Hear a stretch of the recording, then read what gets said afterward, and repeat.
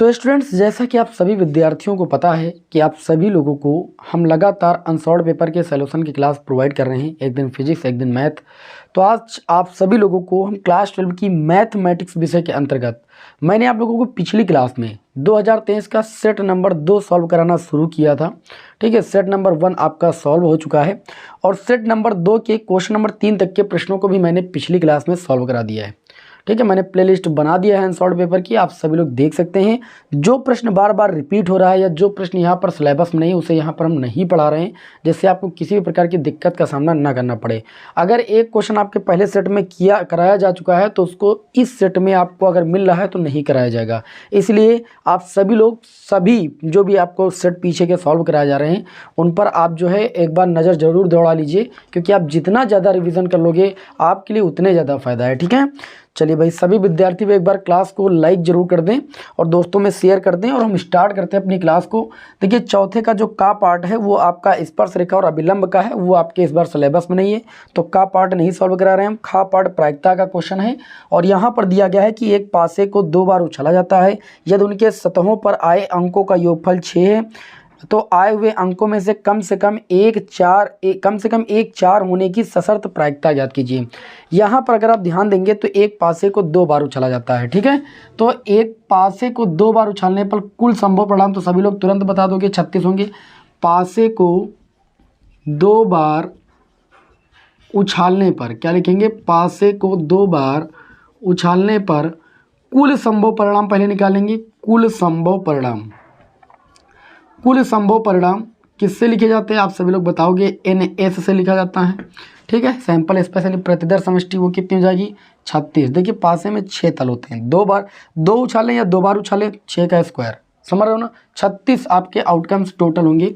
अब आगे यहाँ पर देखिए 2 घटनाएं हैं। पहली घटना आपकी क्या है? यदि उनकी सतहों पर आए अंकों का योगफल 6 है। ठीक है, तो पहली घटना मान लीजिए आपकी ई है। ठीक है, तो कंडीशन आपको ये दी गई है कि आप ये बताइए कि यदि उनकी सतहों पर आए अंकों का योगफल 6 है, तो अगर 2 पासे उछाले गए हैं और 36 टोटल आउटकम्स मिल रहे हैं तो उसमें देखिए ऐसे आप आउटकम्स लिखिए यहाँ पर। ठीक है, जिसमें दोनों का योग कितना होना चाहिए? 6 होना चाहिए, यही तो दिया गया है। तो ये हो सकता है 1,5 आप कह सकते हो जाएगा, 2,4 ये भी हो जाएगा, 3,3 ये भी हो जाएगा, 4,2 ये भी हो जाएगा, 5,1 इन दोनों का योग भी कितना होगा भाई? 6 होगा। ठीक है, अब अगर यहाँ पर हम बात करें तो टोटल यहाँ पर जो अनुकूल परिणाम मिले हैं इस घटना के लिए 2, 2, 4, 1, 5 मिले हैं। यानी पहली घटना के लिए जो अनुकूल परिणाम हो जाएंगे 5 हो जाएंगे। इस स्थिति में अगर हम प्रोबेबिलिटी निकालेंगे इस घटना के घटित होने की, तो आप सब समझते हो कि अनुकूल परिणाम बटे कुल परिणाम। अनुकूल परिणाम इस घटना के घटित होने के 5 हैं और कुल परिणाम कितने हैं? 36। तथा अब देखिए यहाँ पर एक घटना आपको F दी गई है, एक दूसरी घटना दी गई, उसको F मान लेते हैं, आप E2 मान सकते हो। इन्होंने कहा कि तो आए हुए अंकों में से कम एक 4 होने की सशर्त प्रायिकता, मतलब आपको प्रायिकता इस बात की याद करना है कि पासे पर कम से कम 4 जरूर आया हो। ठीक है, तो हम यहाँ पर लिख सकते हैं, देखिए 1,4, ठीक, 2,4 तभी एक बार 4 आया, 3,4, ठीक है, और उसके बाद 4,4 कम से कम एक बार आए लेकिन 2 बार आ सकता है, और 5,4 आ सकता है कि नहीं भाई? 5,4 के बाद क्या हो सकता है भाई? 6,4, ठीक है, उसके बाद 4,1, 4,2 है ना, इसमें भी आपका एक बार 4 जरूर आएगा, 4,3 ये भी तो आ सकता है। 4,4 आपका हो चुका है और ये आपका हो जाएगा 4,5 और क्या हो जाएगा आपका? 4,6 4,6 4 आ गया पहले पास से, दूसरे पर 6 आ गया।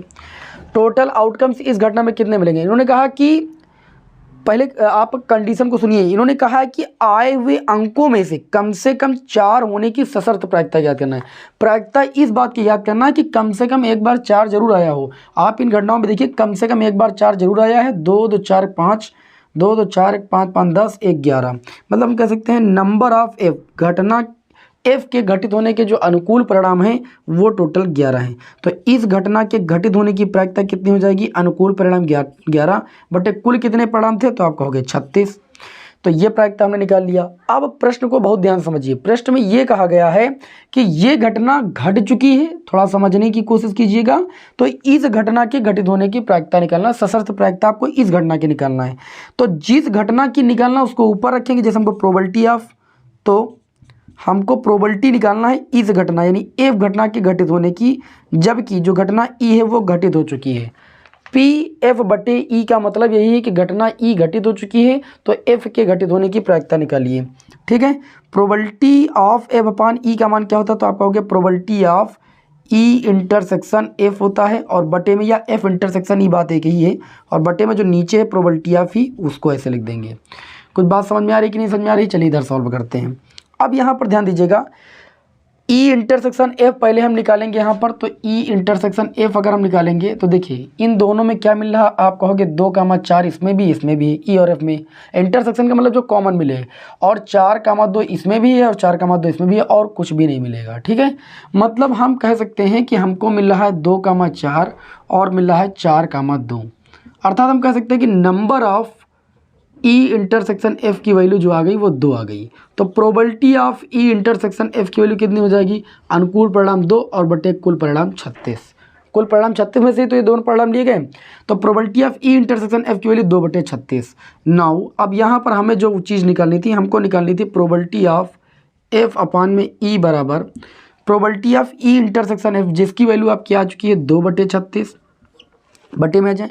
प्रोबेबिलिटी ऑफ ई की अगर बात करें तो प्रोबेबिलिटी ऑफ ई की वैल्यू कितनी है, तो आप कहोगे प्रोबेबिलिटी ऑफ ई की वैल्यू 5 बटे कितना भाई 36, तो 36 से 36 कैंसिल हो जाएगा। प्रोबेबिलिटी ऑफ एफ अपान ई की वैल्यू आपको यहाँ पर मिल जाएगी 2 बटे 5।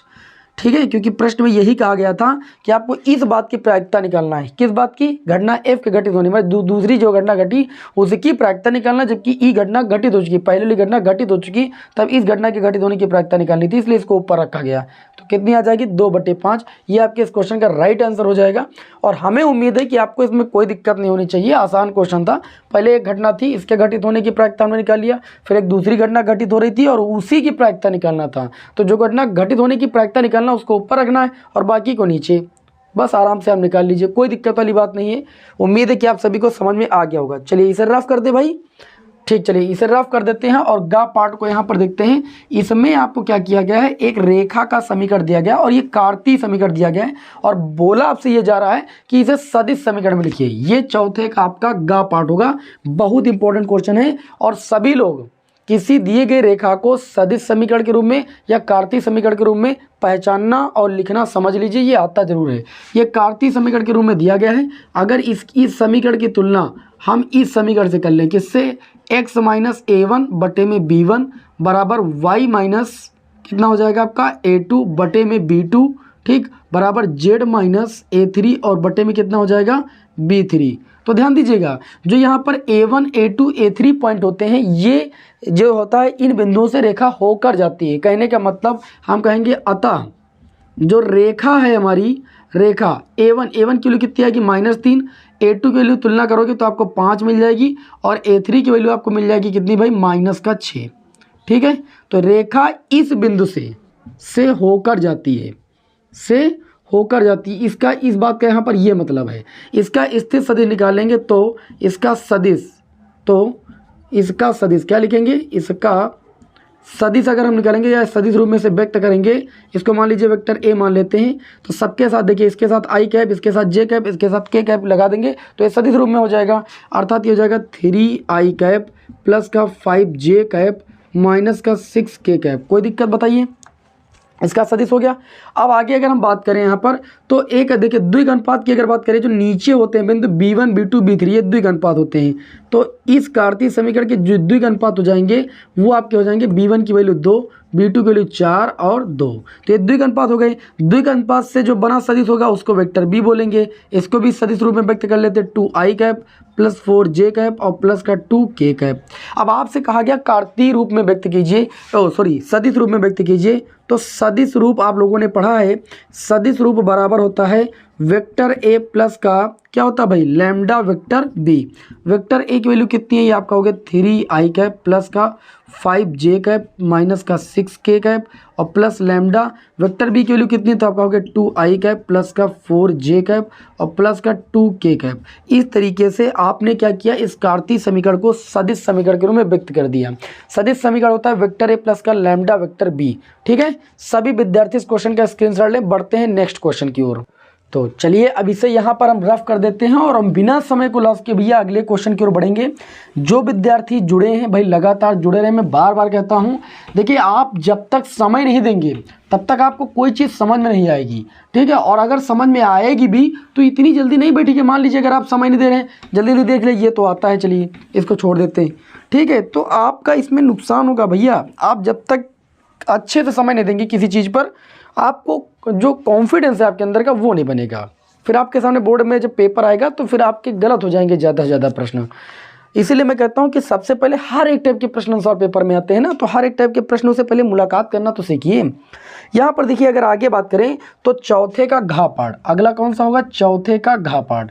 घा पाठ में क्या जा रहा है कि अवकल समीकरण है वो आपको दी गई लॉग, बहुत ध्यान समझिएगा, dy/dx इक्वल टू आपका दिया गया है 3x + 4y।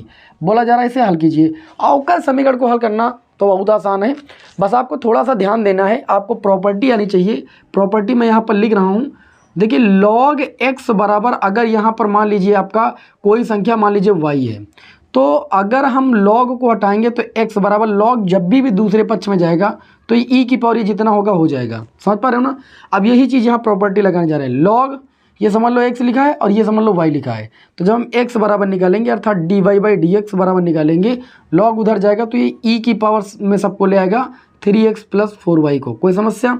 अब इसे क्या कर लेंगे, dy/dx इसको अलग अलग कर लेंगे, e की पावर 3x इंटू में e की पावर 4y। ये आपका हो जाएगा dy और y वाले को उधर ले आएंगे, e की पावर 4y बराबर e की पावर 3x और dx को उधर लेकर चले जाएंगे और दोनों पक्षों का क्या कर देते हैं, समाकलन। एक तरह के वेरिएबल एक तरफ ले जाने के बाद समाकलन कर देते हैं भाई।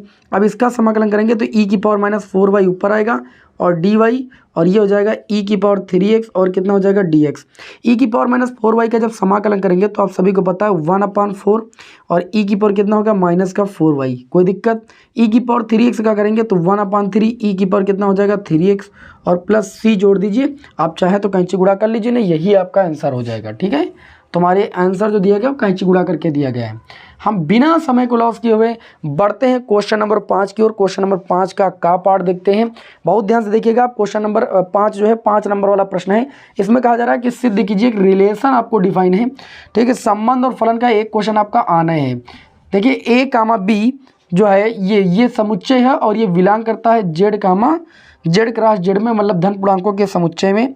यहाँ पर ये चीज़ दी गई है और थोड़ा सा समझेंगे। यहाँ पर क्या समझेंगे भाई, a - b जो होगा, मतलब इन दोनों का जो अंतर है वो क्या है भाई, 2 से क्या है भाई, विभाजित हो। अगर विभाजित हो तो आप तुल्यता संबंध ज्ञात कीजिए। विभाजित हो तो आपको ये चीज़ सिद्ध करना है कि यह एक तुल्यता संबंध है, यानी दिया गया रिलेशन एक इक्विवेलेंस रिलेशन है। तो इसके लिए करना क्या है, सबसे पहले आपको हेडिंग डालना है स्वतुल्य के लिए। इसको तो मैंने बहुत आसान तरीके से बताया है। तो आप लिखोगे स्वतुल्य के लिए। स्वतुल्य की परिभाषा क्या होती है कि प्रत्येक एलिमेंट स्वयं से संबंधित हो। अर्थात यहाँ पर जैसे यहाँ पर हम क्या करेंगे, मानेंगे, माना, जो इसकी परिभाषा होती है वही मानना और सिद्ध कर देना है। स्वतुल्य की परिभाषा होती है कि प्रत्येक एलिमेंट स्वयं से संबंधित हो, दिए गए रिलेशन में बिलोंग करे, फॉर ऑल, जहां पर ए जो होना चाहिए वो दिए गए समुच्चय में बिलोंग करना चाहिए, जेड क्रॉस जेड में। आई बात समझ में। अब यहाँ पर देखिए जब a, b दिए गए रिलेशन में बिलोंग कर रहा था तो a - b 2 से विभाजित होता था। अब a, a है मतलब b के स्थान पर b है, तो क्या कंडीशन निकल के आएगी, तो आप कहोगे a - a बराबर 0 आएगा। जो कि अब जो आया है, क्या ये जो आगे लिखा है वो सत्य हो रहा है, क्या 0 2 से विभाजित है, जो कि 2 से विभाज्य है। आप कहोगे 0 प्रत्येक संख्या से विभाज्य होता है, तो 0 भी 2 से क्या है, विभाज्य है। और अगर विभाज्य है, सत्य हो गया तो ये सत्य हो गया। अतः हम कह सकते हैं ये जो R होगा हमारा संबंध R क्या है, स्वतुल्य है। संबंध R क्या है, स्वतुल्य है। स्वतुल्य सिद्ध करना बहुत आसान, बताइए कोई दिक्कत। फिर नंबर 2 पर क्या आएंगे, सममित। सममित संबंध क्या होता है, इसकी परिभाषा आपको आनी चाहिए। सममित के लिए सममित संबंध आप हेडिंग लगा लीजिए, सममित संबंध।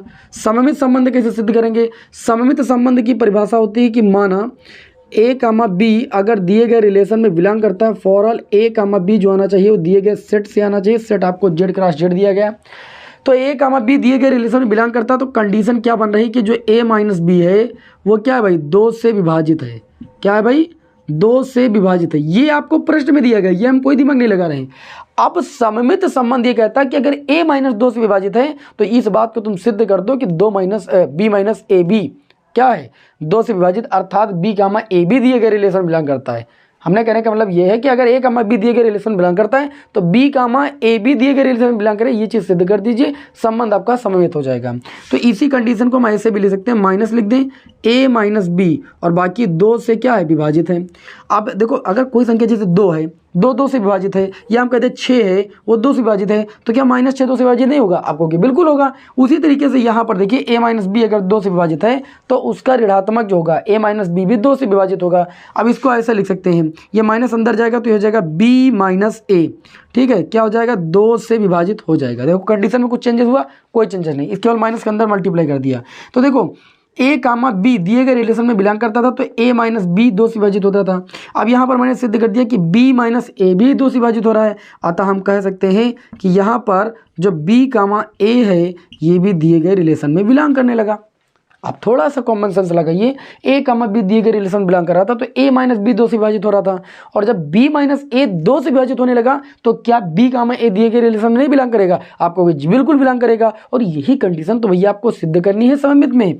अतः हम कह सकते हैं इस प्रकार आर जो होगा वो क्या होगा भैया, सममित होगा, सममित है, आर सममित संबंध है। हम शॉर्ट में लिख रहे हैं, आप सही कर लीजिएगा। अच्छा तीसरा क्या होगा, तीसरा आपका होगा संक्रामक संबंध। कैसा संबंध, संक्रामक संबंध। जब कोई संबंध सममित, स्वतुल्य और संक्रामक तीनों हो जाता है तो वह संबंध आपका क्या कहलाता है, इक्विवेलेंस यानी तुल्यता संबंध कहलाता है। अब संक्रामक संबंध की परिभाषा क्या होती है, हमारी बात को समझिए। संक्रामक संबंध की परिभाषा होती है कि अगर ए कामा बी दिए गए रिलेशन में बिलोंग करता है तथा बी कामा सी भी दिए गए रिलेशन में बिलोंग करता है, for all A comma B कहाँ बिलोंग करेगा, दिए गए सेट में, ठीक है। तो आपको सिद्ध करना है कि ए कामा सी, अगर ए कामा बी दिए गए रिलेशन में बिलोंग कर रहा है और बी कामा सी दिए गए रिलेशन में बिलोंग कर रहा है, जो रिलेशन दिया उसके अकॉर्डिंग सत्य हो रहा है, तो ए कामा सी अगर रिलेशन में बिलोंग कर जाए तो वह संबंध क्या होगा, संक्रामक होगा। अब एग्जाम्पल लेकर आपको समझाते हैं, इसको थोड़ा रफ कर दें तो इसको अच्छी तरीके से बता दें, क्योंकि 5 नंबर का क्वेश्चन आएगा इक्विवेलेंस रिलेशन सिद्ध करने के लिए जरूर आएगा। तो पहले आप सतुल्य, फिर सममित, फिर संक्रामक। अब देखिए हम यहाँ पर मानेंगे संक्रामक के लिए हम लिखेंगे क्या, समझिए, ये तो मैंने परिभाषा आपको बताई। माना ए कामा बी दिए गए रिलेशन में बिलोंग करता है, अगर ए कामा बी दिए गए रिलेशन में बिलोंग करेगा तो आप कह सकते हो कि ए माइनस बी जो होगा वो क्या होगा, 2 से विभाजित होगा। ये आपको प्रश्न में बताया जा रहा है, ये आप अपने मन से कुछ नहीं कर रहे हो, 2 से विभाजित है, 2 से विभाजित है, ठीक।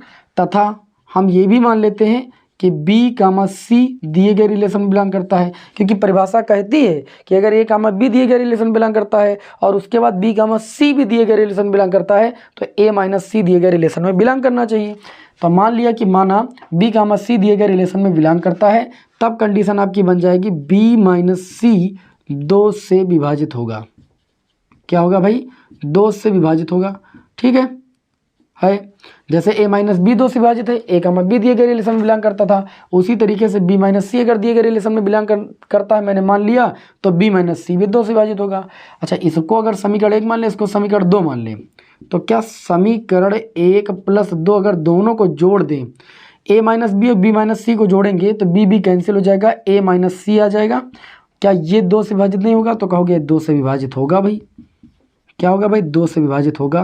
कहने का मतलब संक्रामक में पहली कंडीशन और दूसरी कंडीशन से अगर तीसरी कंडीशन सत्यापित हो जाए तो इस प्रकार हम कह सकते हैं कि आर जो होगा वो क्या होगा भैया, संक्रामक संबंध होगा। क्या है भाई, संक्रामक संबंध है। और कोई संबंध, अब ये कहोगे कि ए माइनस सी आपने कैसे कर दिया, भैया ए और बी कौन से नंबर थे, जेड क्रॉस जेड से उठाए गए थे, कोई भी 2 नंबर उठा के देख लीजिए, कंडीशन यहाँ पर सत्य हो जाएगी। कोई भी धन पूर्णांक उठा के देख लीजिए, ठीक है, आपकी ये कंडीशन सत्य हो जाएगी। भैया आप 6 ले लीजिए, 4 लीजिए, 6 और 4 2 से विभाजित है, 6 और 4 का अंतर आप निकालोगे 2 से विभाजित है, या 10 और 6 ले लीजिए, 10 और 6 घटाओगे 4 आएगा, 2 से विभाजित है, ठीक है। उसके बाद यहाँ पर आप 10 के बाद कोई ऐसा नंबर लीजिए, ठीक, जो कि 2 से विभाजित हो, फिर इन दोनों को जोड़ लीजिए, उसके बाद जो नंबर आए देखिए वो भी 2 से विभाजित होगा, क्योंकि भैया 2 सम संख्याओं का अंतर सम संख्या से विभाजित होगा, फिर 2 सम संख्याओं का अंतर सम संख्या से विभाजित होगा, फिर दोनों का अंतर करेंगे तब भी एक समय संख्या मिलेगी, क्योंकि हमेशा 2 संख्याओं को घटाने पर सम संख्या ही मिलेगी। तो जब भी हम निकालेंगे तो यहाँ से 2 से क्या होगा भाई, विभाजित होगा। अर्थात हम कह सकते हैं कि जो आर होगा वो क्या है, संक्रामक संबंध है। तो इस प्रकार हम लिख सकते हैं, इस प्रकार आर सतुल्य भी है, सममित भी है, संक्रामक भी है, अर्थात हम इस प्रकार कह सकते हैं कि आर एक तुल्यता संबंध है, यानी आर एक हमारा इक्विवेलेंस रिलेशन है। आपको यही बात यहाँ पर सिद्ध करनी थी और ये बहुत आसान है, अगर आप थोड़ा सा कॉमन सेंस लगाओगे तो बहुत आसान प्रश्न है, कई बार मैं आपको बता भी चुका हूँ। ठीक है, चलिए अब हम आगे बढ़ेंगे क्वेश्चन नंबर 5 के खा पार्ट की ओर। ठीक है, इसे हम रफ कर सकते हैं। यहाँ पर आप लोग बताइए भाई, जो विद्यार्थी देखिए क्लास से जुड़ रहे हैं, ठीक है, वो चैटिंग में ज़्यादा मन ना लगाएं, हमारे समझ से ज़्यादा बेटर रहेगा। और चैटिंग वैटिंग से कोई मतलब नहीं है, आप सभी को पता है कि जब हम पढ़ाने लगते हैं तो आपको लगातार क्वेश्चन पर क्वेश्चन, जिससे आपका भैया समय न लॉस हो। क्योंकि बहुत सारे विद्यार्थी बाद में क्या करते हैं भाई, लेक्चर को देखते हैं, हो सकता है नेटवर्क ना रहते हो घर पर, है ना, तो बाद में लेक्चर को देखते हैं, बाद में लेक्चर देखते हैं, तो अगर वो कमेंट का रिप्लाई या अन्य बातें सुनेंगे तो कहाँ पर उनको मजा आएगा पढ़ने में। इसलिए हम लगातार आपको पढ़ाते रहते हैं क्वेश्चन पर क्वेश्चन। तो 5 का खा पार्ट ये तो सब आप लोग अपने मन से करोगे, मैं हिंट दे रहा हूँ। देखिए आपको एक ए ऑब्व्यू दिया गया है, 2x2 ऑब्व्यू का इन्वर्स निकालना मैंने आपको पिछले भी क्लास में बताया है, सेट में भी हल कराया है। ठीक है, ये आपका काम है, इसे कैलकुलेशन है। और एक बी ऑब्व्यू दिया गया है और मैं आपको हिंट दूंगा, आप लगाओगे, कोई दुविधा होगी तो बताओगे, उसको अलग से बता देंगे। फालतू का यहाँ पर समय लगेगा भैया, कोई मतलब नहीं।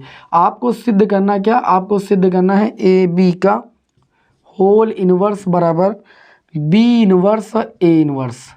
अब ये बताइए कितनी आसान बात है ना। इसमें करना क्या है, सबसे पहले तुमको ए बी निकालना है, एल एच एस निकालना है और आर एच एस हल करना है, दोनों इक्वल हो जाए बस। सबसे पहले ए बी निकालोगे तो दोनों ऑब्व्यूओं का मल्टीप्लाई करोगे। मल्टीप्लाई करना कितना आसान, ए और बी, बी 1 - 2 - 1 3, मल्टीप्लाई करना बताया, इस पर रो बनाओ, इस पर आप कॉलम बना दीजिए। ठीक, चलिए मल्टीप्लाई करते हैं भाई, मल्टीप्लाई करेंगे तो 2 एक कम कितना हो जाएगा 2, और 3 एक कम कितना हो जाएगा -3। इसी रो का इससे मल्टीप्लाई करेंगे, 2 दूनी -4 और 3 तरीका कितना हो जाएगा 9। क्लियर। अब इस रो का दोनों कॉलम से हो गया, इस रो का दोनों कॉलम से करेंगे, 1 एक कम 1 और 4 एक कम कितना हो जाएगा +4, 1 दूनी -2 और 4 3 कितना हो जाएगा -12। तो जब ए बी की वैल्यू निकालेंगे यहाँ पर तो ध्यान दीजिएगा, 2 से 3 जाएगा -1, 4 और ये 5 बचेगा, और ये आपका 5 बचेगा, और ये आपका -14 हो जाएगा। ए बी की वैल्यू सिंपल वे में आपकी आ गई। आप देखिए कितना आसान है ना। अब जब एक ऑब्व्यू आपको पता है और इसका इन्वर्स निकालना है तो सबसे पहले उस दिए गए ऑब्व्यू के सार्डिक का मान निकालते हैं। जैसे मान लीजिए ए बी आ गया तो हम सबसे पहले ए बी के सार्डिक का मान निकालेंगे, ये 0 नहीं आएगा तभी इसका इन्वर्स संभव होगा।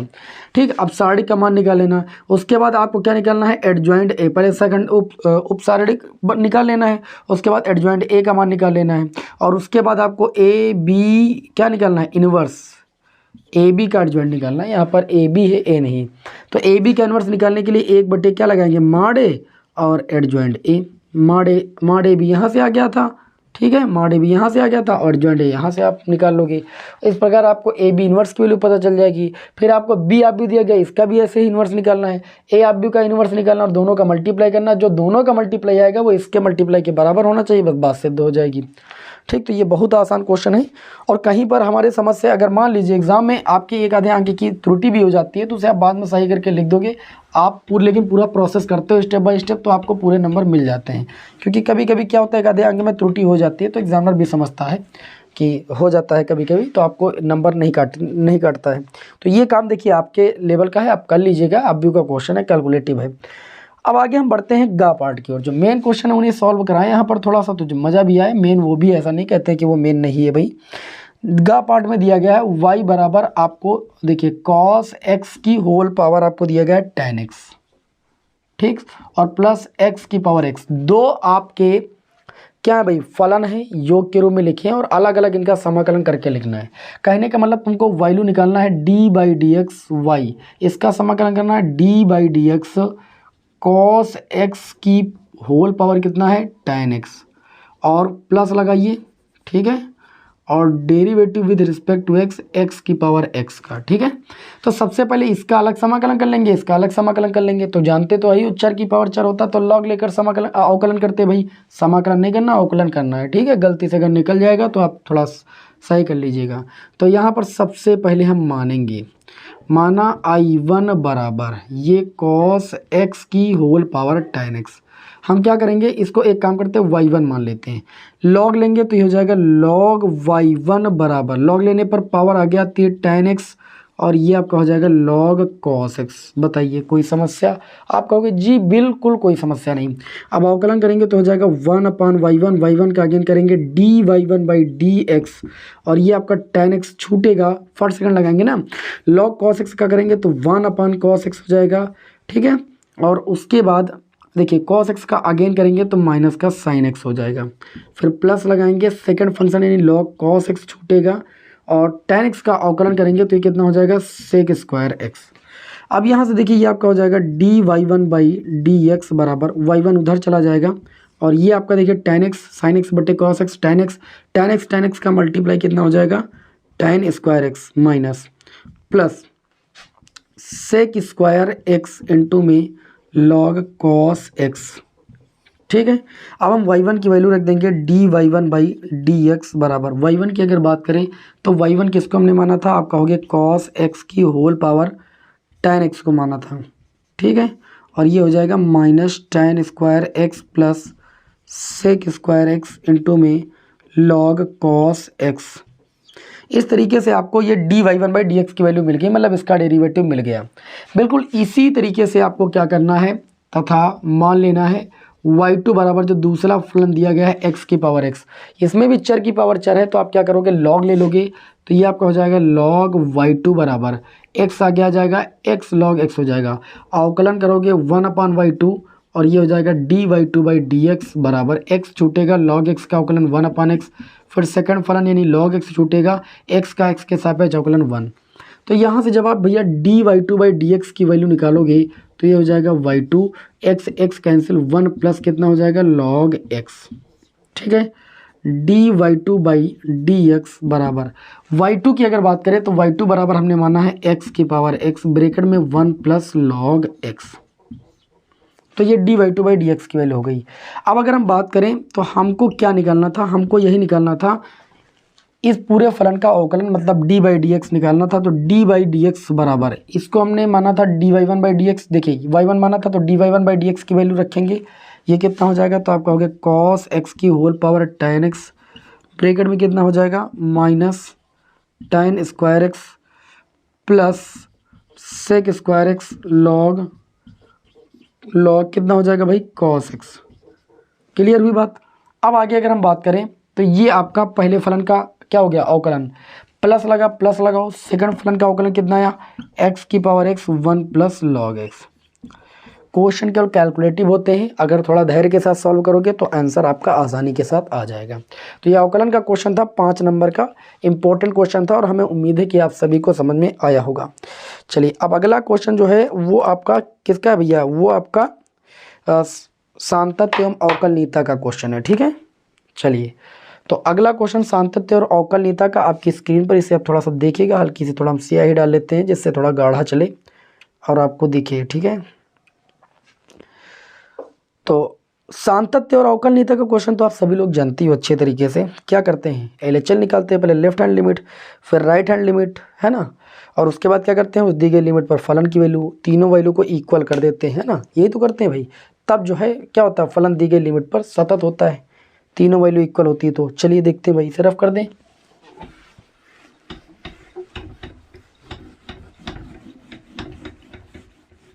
चलिए भाई अगला जो क्वेश्चन होगा हमारा 5वें नंबर का, कौन सा होगा भाई? घा पार्ट होगा, ठीक है।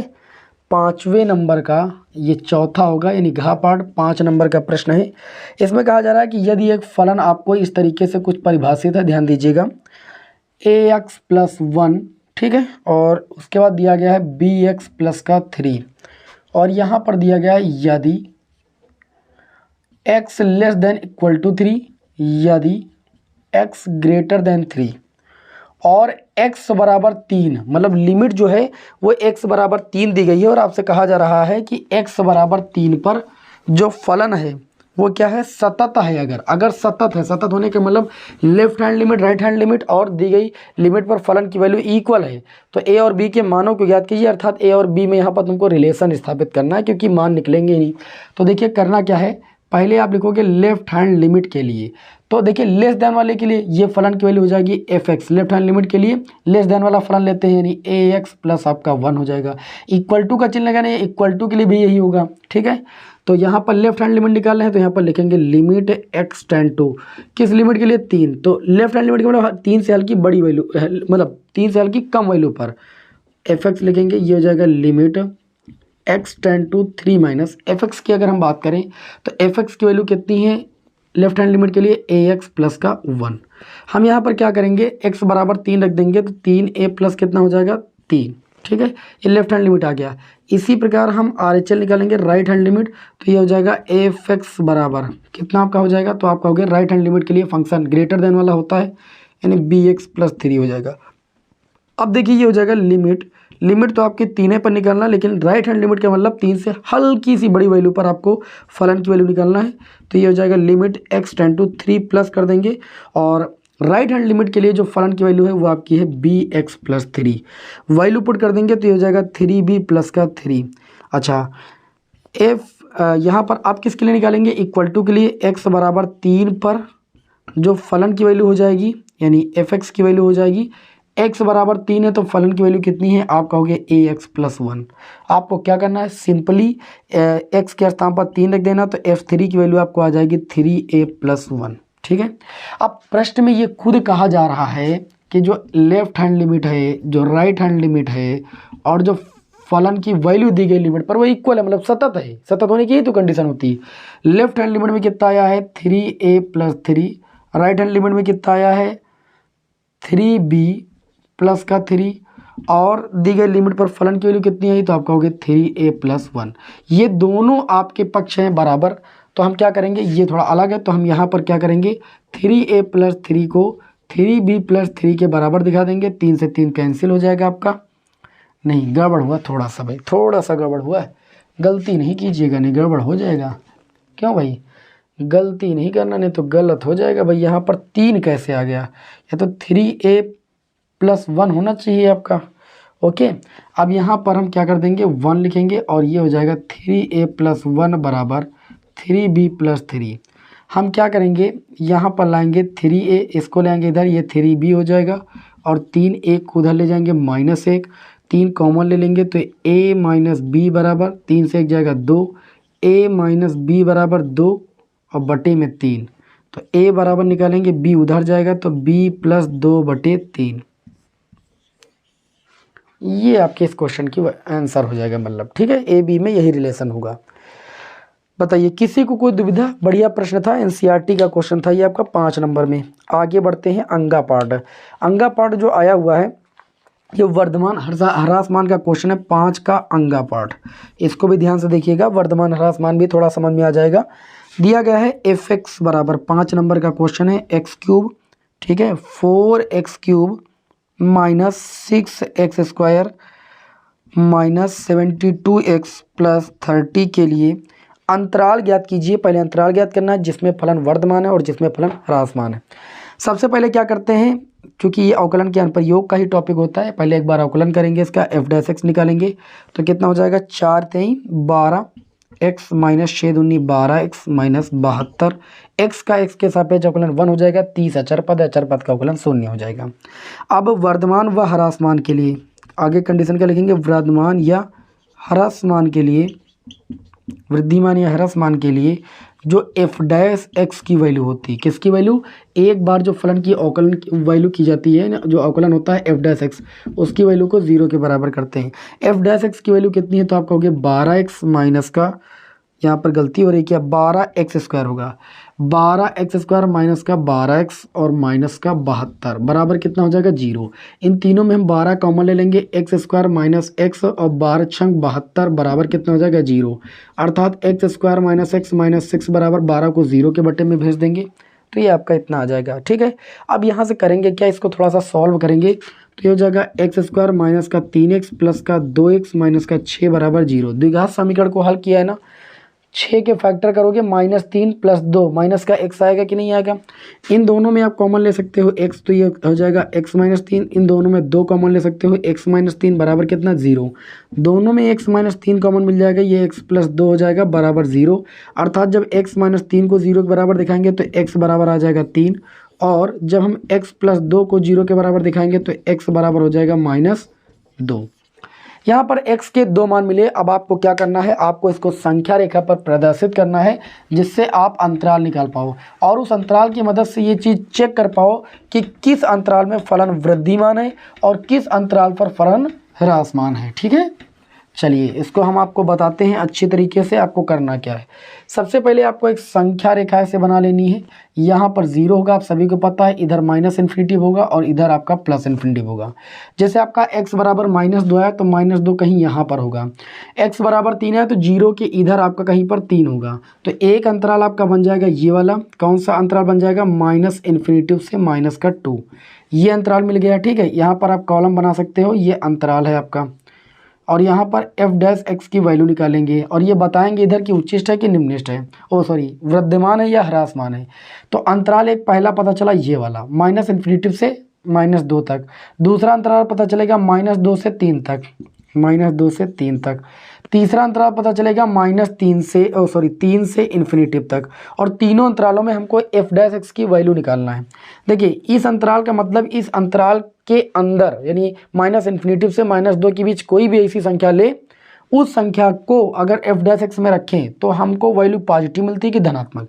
जैसे -2 के आगे क्या होगा, -1 होगा। अगर x बराबर -1 हम f' में रख दें, -1 रखेंगे, यहाँ पर प्लस का 12 होगा, -1 का स्क्वायर 1 हो जाएगा, और माइनस माइनस ये प्लस का 12 हो जाएगा, और यहाँ पर माइनस का 72। मतलब सॉल्व करने पर हमको निगेटिव संख्या मिलेगी।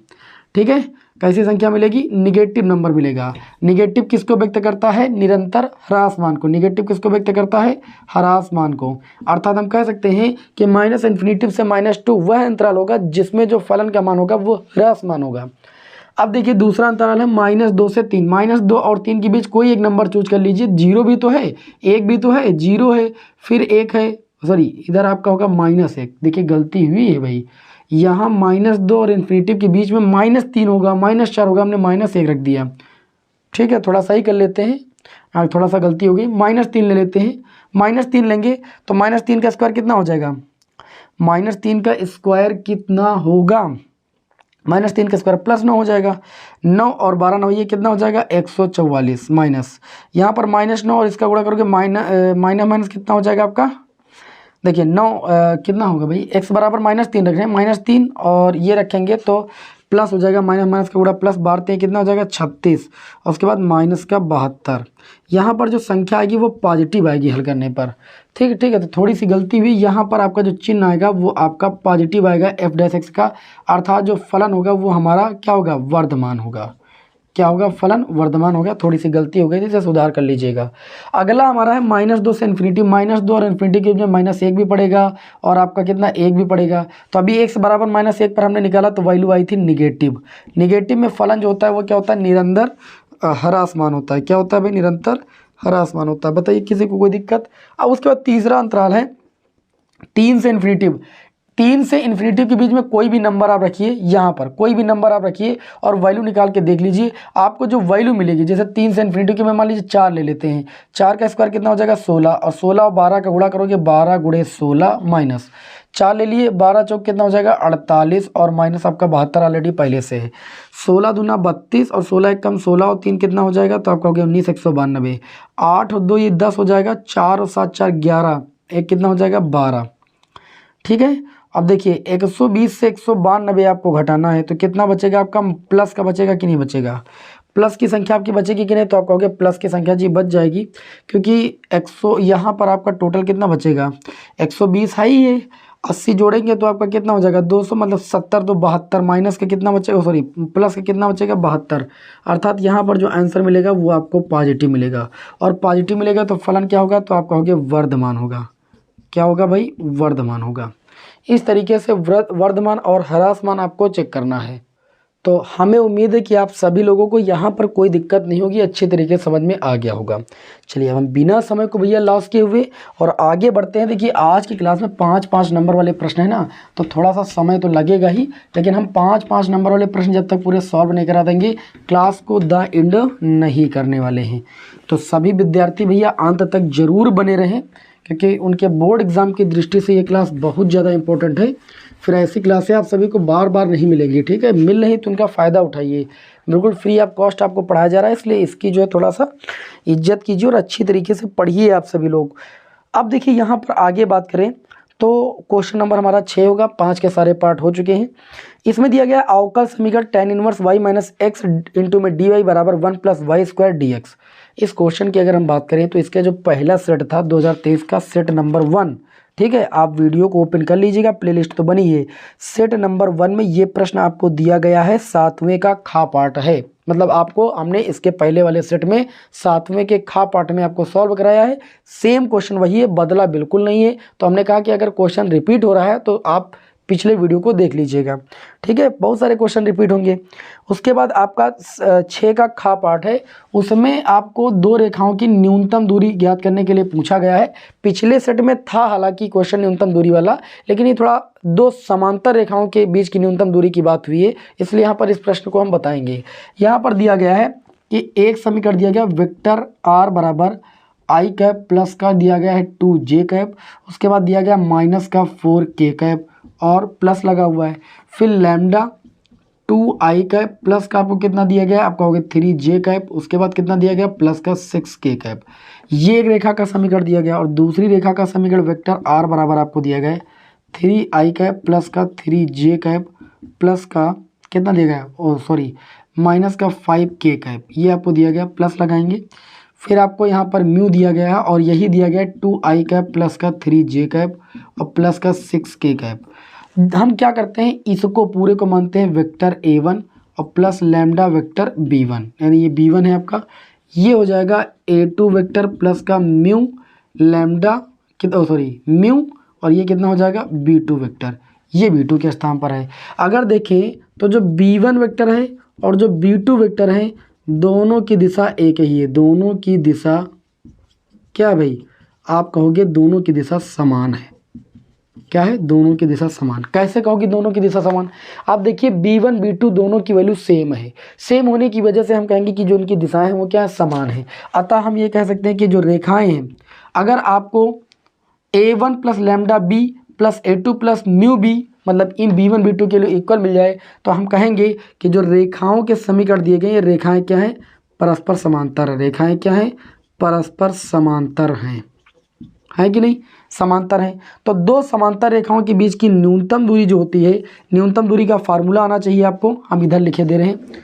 न्यूनतम दूरी जो होती है उसका फार्मूला होता है माड क्या होता है आपका, vector b cross a2 minus a1, ठीक है, और बटे में इसका माड आपको निकालना है, फिर वेक्टर b का माड फिर नीचे लिखना है डिस्टेंस में। तो सबसे पहले देखिए अगर a1 की बात करें तो a1 सदिश दिया गया है, a2 की बात करें a2 सदिश दिया गया है, तो क्या हम a2 माइनस a1 वेक्टर नहीं निकाल सकते, आप कहोगे निकाल लेंगे। चलिए a2 से a1 को घटाएंगे, 3i से i जाएगा तो हो जाएगा 2i कैप, ठीक है। 3j से 2j जाएगा तो कितना आपका हो जाएगा, ये आपका हो जाएगा प्लस का j कैप, 3j से 2j घटा रहे हो ना, माइनस 5k से 4k जाएगा तो ये प्लस का हो जाएगा, ये माइनस का k कैप बचेगा। इस तरीके से a2 माइनस a1 वेक्टर हम थोड़ा सा डायरेक्ट निकाल रहे हैं, क्योंकि यहाँ ब्लैक वाइट बोर्ड है तो बहुत ज़्यादा समय ना लगे, है ना, आप समझदार हैं, समझते हैं ये बात। आप निकालेंगे, हमको देखिए वहाँ पर चाहिए vector b cross a2 minus a1, तो वेक्टर b क्रॉस हम निकालेंगे a2 माइनस a1, इसका क्रॉस प्रोडक्ट करेंगे, यहाँ i कैप j कैप और k कैप लगा देंगे, क्लियर। अब हम b का a से मल्टीप्लाई करें, b की वैल्यू आपकी यहाँ पर है 2 3 6 है, इस सदिश में से हम क्या करेंगे i j के गुणांक रखेंगे, इसकी मल्टीप्लाई करें a2 minus a1, a2 minus a1 में i का गुणांक कितना है 2, j का गुणांक 1 और k का गुणांक -1। चलिए मल्टीप्लाई करते हैं, इसका एक रास निकालते हैं हम, एक रास ये वाला, तो i कैप प्लस के साथ j कैप माइनस के साथ k कैप प्लस के साथ अल्टरनेट चिन्ह लेते हैं, तो i कैप कॉलम छूटेगा रो छूटेगा, 3 एक कम माइनस का 3 माइनस 6 एक कम कितना हो जाएगा 6, फिर माइनस j कैप लेंगे, ठीक है, और j कैप कॉलम छोड़ेंगे, 2 एक कम -2 माइनस 6 दूनी कितना हो जाएगा 12 प्लस k कैप हो जाएगा, ये कॉलम ये रो छोड़ेंगे, 2 एक कम कितना हो जाएगा 2, माइनस 3 दूनी कितना हो जाएगा 6। ऐसे तो निकाला जाता है क्रॉस बी, तो यहाँ बी के स्थान पर A2 माइनस A1 है, बस इतना अंतर है। देखिए यहाँ पर सॉल्व करोगे माइनस का 9 आई कैप, यहाँ पर आप सॉल्व करोगे माइनस 12 2 14, माइनस माइनस क्या हो जाएगा प्लस 14 जे कैप। यहाँ पर देखिए 2 से 6 जाएगा माइनस 4 के कैप। इस तरीके से आपको इसकी वैल्यू मिल गई। अब इसका यहाँ पर क्या चाहिए, परिमाण ही तो चाहिए। डी बराबर देखिए इसका आपको परिमाण यहाँ पर चाहिए, vector B cross A2 minus A1 की वैल्यू आ चुकी है। इसका परिमाण लिखिए, परिमाण लिखने के लिए क्योंकि माड लगा हुआ है, 9 का स्क्वायर कितना हो जाएगा आपका हो गया 81, आई के गुणांक का स्क्वायर प्लस जे के गुणांक का स्क्वायर प्लस के गुणांक का स्क्वायर, और अगर गुणांक ऋणात्मक है तो वर्ग करने पर वो धनात्मक आएगा। 14 का स्क्वायर करोगे कितना हो जाएगा 196 प्लस माइनस 4 का स्क्वायर तो आपका हो गया 16। नीचे भी वेक्टर बी का मॉड ही है, वेक्टर बी की वैल्यू आप देख सकते हो यहाँ पर ये है, तो इसका मॉड निकालेंगे। 2 का स्क्वायर कितना 4, 3 का स्क्वायर 9 और 6 का स्क्वायर 36। तो डी बराबर इसको सॉल्व करेंगे 6 6 12 एक कितना हो जाएगा 13 है ना, और 19 से 1 20, 20 8 28, 28 से कितना हो जाएगा 29, अंडर रूट 293, नीचे 36 4 40, 40 9 49, अंडर रूट 49।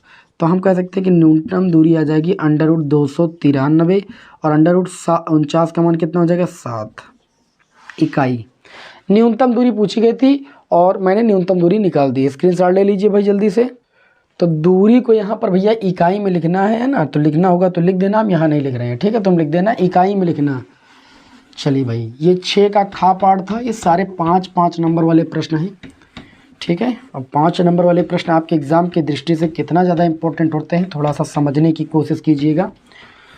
चलिए बिना समय को लॉस किए हुए हम बढ़ते हैं। 6 नंबर के खा पाठ हो गया न्यूनतम दूरी वाला। गा पाठ, एक पासे को 3 बार फेंका जाता है, ठीक है। प्रायिकता का क्वेश्चन एक बार अगेन आ चुका है, देखिएगा ये 6 का हो जाएगा गा पार्ट, उसको सबसे आसान लगा देंगे। एक पासे को 3 बार फेंका जाता है। प्रायिकता इस बात की याद कीजिए जब प्राप्त अंकों में से एक अंक विषम हो। तो देखिए जब एक पासे को फेंका जाता है, जब एक पासे को फेंका जाता है, क्या किया जाता है फेंका जाता है, तो सम आने की प्रायिकता निकालेंगे। एक पासे पर सम आने की प्रायिकता, आपको ये बात तो भैया पता है, इसको मान लेंगे हम PE1, पहली घटना PE1। देखिए जब एक पासे को फेंका जाता है तो सम आने की प्रायिकता, एक पासे में 6 आपके सतह होती हैं और 6 में कम से कम 3 संख्या जो होती हैं, कम से कम क्या 3 संख्या सम होते हैं, 3 विषम। तो सम आने की प्रायिकता क्या हो जाएगी, अनुकूल परिणाम 3 बटे कुल परिणाम 6, काटेंगे तो 1/2। एक पासे को एक बार फेंका जाएगा तो सम आने की जो प्रायिकता होगी वो कितनी हो जाएगी 1/2। इसी तरीके से दूसरी बार सम आने की प्रायिकता कितनी हो जाएगी 1/2। तीसरी बार सम आने की प्रायिकता जो हो जाएगी वो कितनी हो जाएगी 1/2। हर बार 1/2 1/2 1/2 ही तो आएगी, है ना। 3 बार अगर फेंका जाएगा पासे को। अब इन्होंने कहा कि यहाँ पर अगर देखिए, तो यहाँ पर अगर हमको निकालना क्या है, सम आने की कुल प्रायिकता, सम आने की प्रायिकता, तीनों की सम आने की प्रायिकता निकालेंगे तो हम तीनों का मल्टीप्लाई कर लेंगे, 1/2 गुणे 1/2 गुणे 1/2, अर्थात कितना हो जाएगा 1/8। एक पासे पर सम आने की प्रायिकता 1/2, दूसरे पासे पर सम आने की प्रायिकता 1/2, तीसरे पासे पर सम आने की प्रायिकता 1/2। तो तीनों पासों पर सम आने की प्रायिकता तीनों का मल्टीप्लाई करके 1/8 पहले निकाल लेंगे, ठीक है। अब यहाँ पर क्वेश्चन ये निकालना है कि जब प्राप्त अंकों में से एक अंक विषम हो, ठीक, तो विषम अंक आने की प्रायिकता, विषम अंक आने की प्रायिकता निकालना, विषम अंक आने की प्रायिकता। आप सभी लोग कक्षा 10 से सूत्र पढ़ते चले आ रहे हो कि घटना घटित होने की प्रायिकता प्लस घटना न घटित होने की प्रायिकता का योग 1 होता है। तो विषम अंक आने की प्रायिकता मतलब घटना के घटित होने की प्रायिकता निकालना, तो 1 माइनस विषम अंक न आने की प्रायिकता। तो विषम अंक नहीं आ रहा, सम आ रहा, तो प्रायिकता कितनी है 1/8। तो 1/8 को ही घटाना, क्योंकि विषम अंक न आने की प्रायिकता तो यही है ना, क्योंकि इसमें तो सम आ रहा है ना। तो ये आपका हो जाएगा 7/8। ये क्वेश्चन बहुत ज़्यादा कठिन नहीं था, थोड़ा सा दिमाग लगाओ कि बहुत आसान प्रश्न था। अब अगला प्रश्न है 6 का घा पाठ। घा पाठ जो समाकलन के अनुप्रयोग का क्वेश्चन है, और जो समाकलन के अनुप्रयोग की दूसरी वाली प्रश्नावली है ये वहाँ का क्वेश्चन है, और वो इस बार NCERT से हटा दी गई, तो इस पर भी मेहनत करने की कोई ज़रूरत नहीं है। अब इसका चलिए अंगा पाठ देखते हैं, ठीक, वो सिलेबस में ही नहीं तो क्या पढ़ने से मतलब। लिखा है कि समाकलन कीजिए I बराबर, समाकलन करना है log x + 1 अपान log x का होल स्क्वायर और पूरे का क्या करना भाई, dx करना, मतलब x के सापेक्ष समाकलन करना। बहुत पॉपुलर क्वेश्चन है भैया, 5 नंबर में, कभी कभी 8 नंबर में भी पूछ लिया गया है। देखिए इसका समाकलन आपको करना है, तो मैं सिंपल में बता दूं, इसको आप log x को अलग कर लीजिए, है ना, और 1/log x को अलग कर लीजिए। बताइए कोई दुविधा? आप कहोगे जी बिल्कुल कोई दुविधा नहीं, इसका फर्स्ट का समाकलन कीजिए, ये ऑटोमेटिक अपने आप कट जाएगा, ये log x का होल स्क्वायर। तो log x का समाकलन करना जानते हो, क्या करोगे, इसको फर्स्ट मानोगे और 1 से जो गुणा करोगे उसे सेकंड मानोगे, खंडशः समाकलन कर दोगे। तो log x छूटेगा, सेकंड फलन यानी 1 का हम क्या करेंगे, समाकलन minus derivative with respect to X समाकलन के अंदर फर्स्ट फलन का समाकलन अवकलन इनटू में समाकलन ऑफ सेकंड फंक्शन, और फिर जितना आएगा पूरे का फिर क्या करते हैं, समाकलन करते हैं, और प्लस इसको आप 1/log x का जो होल स्क्वायर, इसको आप उतारते जाइए, इसमें कुछ नहीं करना, ठीक, वो अभी ऑटोमेटिक कट जाएगा। तो ये आई बराबर आपका हो जाएगा x log x। देखिए 1 dx का समाकलन कितना होगा, x मल्टीप्लाई करेंगे x log x माइनस यहाँ पर देखेंगे तो ये log x का हो जाएगा 1/x, और dx का कितना हो जाएगा, x हो जाएगा, और ये हो जाएगा dx प्लस 1/, यहाँ पर गलती तो नहीं हुई है भाई, हाँ गलती नहीं होनी चाहिए, नहीं तो गड़बड़ हो जाएगा गेम, गड़बड़ हो जाएगा गेम भाई। अब दिक्कत तो हुई है क्वेश्चन में। देखिए log x देख लेते एक बार, log x है हमसे, देखिए फिर छूट रहा है कुछ यहाँ पर, log x एक और log है ना, log x है, तो यहाँ पर भी log x कर लेंगे।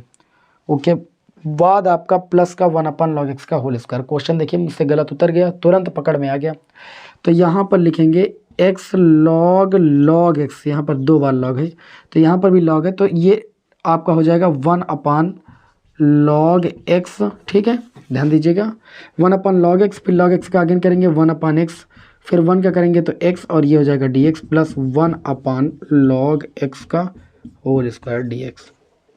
क्लियर, log 2 बार था, तो आई बराबर हो जाएगा x log x minus x से x कैंसिल, ये हो जाएगा 1/log x dx plus 1/log x का होल स्क्वायर dx। अब जब आप इसका पुनः खंडशः समाकलन करोगे ना, तो ये ऑटोमेटिक आ जाएगा माइनस चिन्ह के साथ और कट जाएगा। तो चलिए देखते हैं, आई बराबर x log x minus 1/log x का जब आप खंडशः समाकलन करोगे तो सबसे पहले आपका क्या होगा, देखिएगा ध्यान से, यहाँ पर माइनस चिन्ह लगा रहने दो। 1/log x का हम खंडशः समाकलन करेंगे तो पहले 1/log x छूटेगा कि नहीं, फिर 1 को आप सेकंड मानोगे, 1 का समाकलन कितना समाकलन करोगे तो x हो जाएगा, फिर माइनस लगाओगे समाकलन के अंदर, अवकलन करोगे 1/log x का, तो आएगा आपका माइनस का 1/log x का कितना भाई, होल स्क्वायर। ये मैं कैसे कर रहा हूँ, जैसे आप 1/x का अवकलन करते थे तो माइनस का 1/x स्क्वायर होता था कि नहीं होता था, वैसे जब आप 1/log x का करोगे तो ये हो जाएगा माइनस का 1/log x का होल स्क्वायर, और फिर log x का अगेन करोगे तो हो जाएगा 1/x, और यहाँ पर देखिए आप सेकंड किसको माने थे, 1 को, 1 का अगेन करोगे तो ये हो जाएगा x का, और ये पूरे का dx हो जाएगा प्लस 1/log x का स्क्वायर और dx। ये यहाँ बाद वाला मैंने उतार लिया, ठीक है। समाकलन करना सभी लोग जानते हो, और मैं जैसा समझा रहा हूँ आपको समझ में आना चाहिए, क्योंकि अगर आपको ये इतना नहीं समझ आ रहा तो इसका मतलब आप खंडशः समाकलन करना नहीं जानते हो। फिर कुछ स्टेप यहाँ पर हमको करने पड़ते हैं मजबूरी में, जल्दी नहीं क्या होगा भाई, अब बहुत अगर धीरे पढ़ाएंगे तब तो दिक्कत हो जाएगी ना। x, क्योंकि 5-5 नंबर के क्वेश्चन, एक क्लास में इतने क्वेश्चन सॉल्व कराना आसान है।